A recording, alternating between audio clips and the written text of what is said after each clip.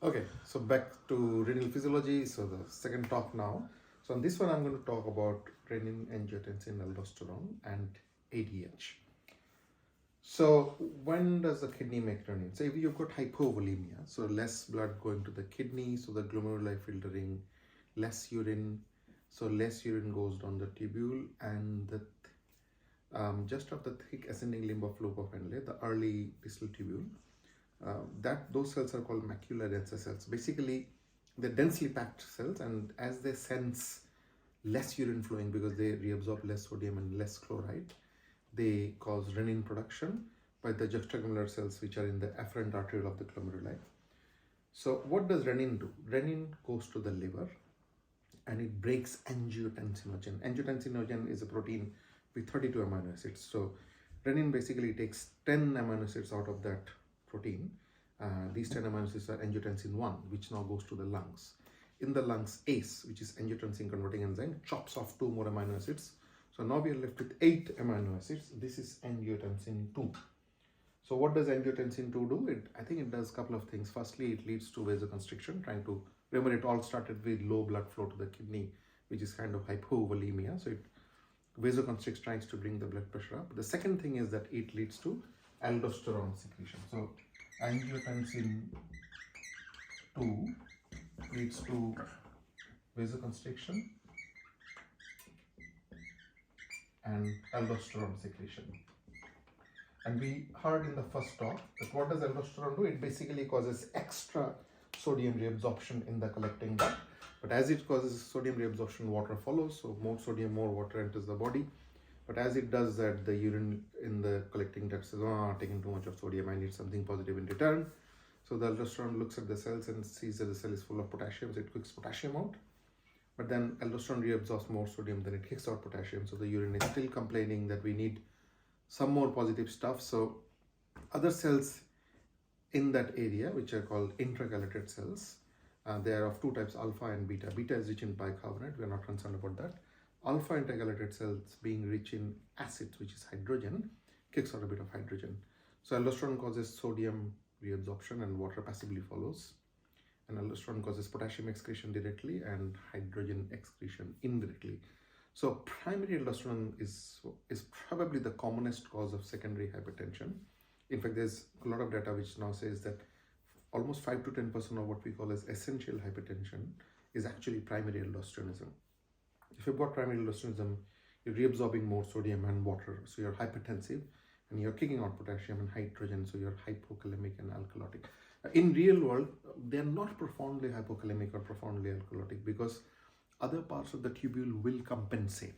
However, primary aldosteronism, the typical patient for you runs a potassium of about 3.3, 3.4, 3.5, even 3.6. And the bicarb may not be as high as 45, but it's around the 33, 34, 35 mark.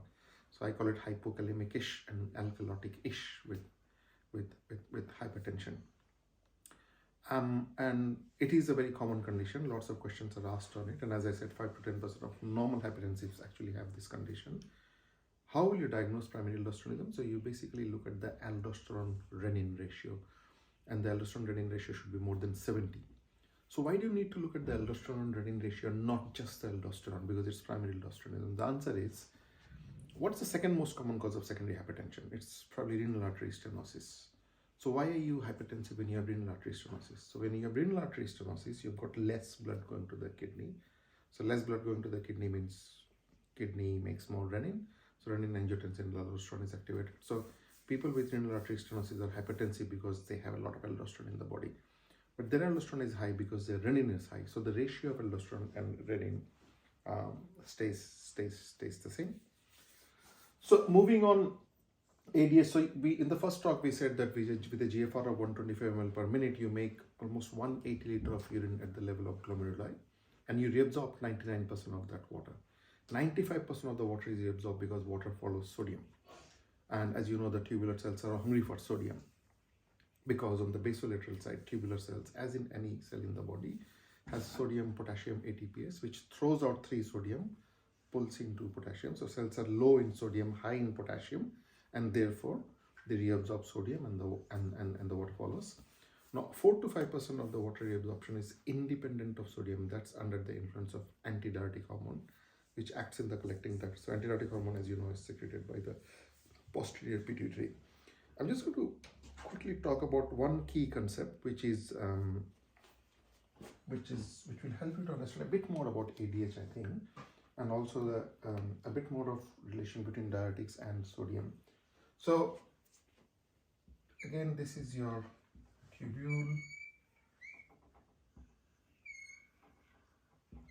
So let's step back a bit. What's osmolarity?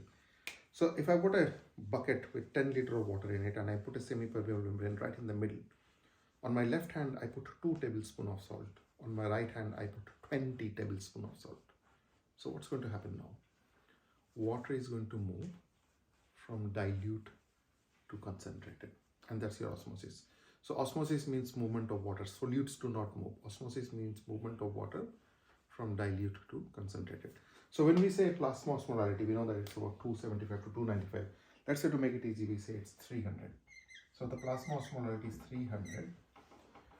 What's intracellular versus extracellular osmolarity? Can it be different? The answer is no. It has to be the same. Otherwise, water will zigzag between inside cells and outside cells.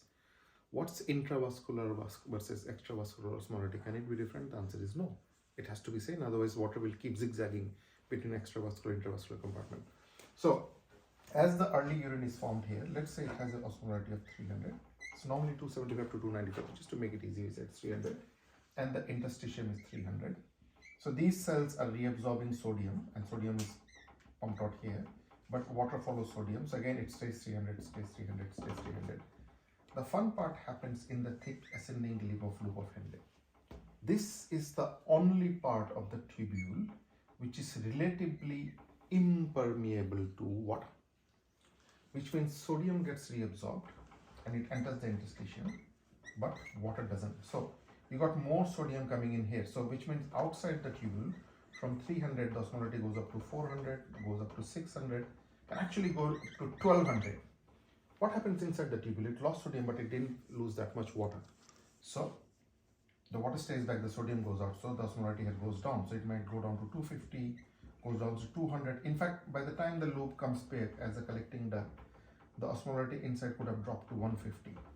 So outside the tubule, we put a lot of sodium, so high osmolarity. Inside the tubule, relatively less sodium, so low osmolarity. So what was osmosis? Movement of water from dilute to concentrated. So water can move from inside the tubule to outside the tubule. So all ADH has to do is come here and then move the protein aquaporin from the cytoplasm to the tubular membrane. It grabs the water molecule and then moves back and throws it here. So ADH is completely dependent on this osmotic gradient. Now let's say I put myself on furosemide and I stop sodium reabsorption here, which means the osmolarity inside stays 300 and outside stays 300 as well. So now there is no osmotic gradient between the two. So I can pump myself ADH, but I would not be able to reabsorb water because there is no osmotic difference. Okay, so if I'm not able to reabsorb water, I'm losing that extra bit of water. So remember, ADH is responsible for 4 to 5% of water reabsorption. So when you're losing that extra bit of water, what are the chances that you're going to get hyponatremia? Probably almost none. So that's why when people are on furosemide and they're euvolemic, they would not be hyponatremic. Sometimes we hear our colleagues in the world of cardiology or other parts of medicine say furosemide causes hyponatremia, and I always say no, furosemide does not cause hyponatremia. Whereas when I put myself on thiazide diuretic, so I block this part of the tubule, this part of the tubule will go into overdrive to activate to compensate. Remember, if you block any part of the tubule, you use furosemide to block this part of the tubule, this part of the tubule will go into overdrive. You block this part of the tubule with thiazide diuretic or this part of the tubule with spartolactone, this part will compensate. It will reabsorb more sodium. It reabsorbs more sodium, there is more osmotic gradient, which makes it easier for ADH to reabsorb extra water. And when you're reabsorbing extra water, you can dilute yourself and give yourself hyponatremia. Of course, if you're hypovolemic due to too much of furosemide or too much of thiazide, doesn't matter. Hyponatremia in the context of hypovolemia, because of too much of diuretics, can give you, it can happen with both furosemide or thiazide diuretic because you're just plain old hypovolemic. If you're hypovolemic, not just your renin angiotensin aldosterone, but you're also activating your ADH secretion a lot, and that ADH will just reabsorb water madly, and it'll compensate, overcompensate for the action of furosemide. So I think that's pretty much with this talk. In the next one, I'll try to talk about the relation between potassium, hydrogen, bicarbonate, and a little bit of sodium. Thank you.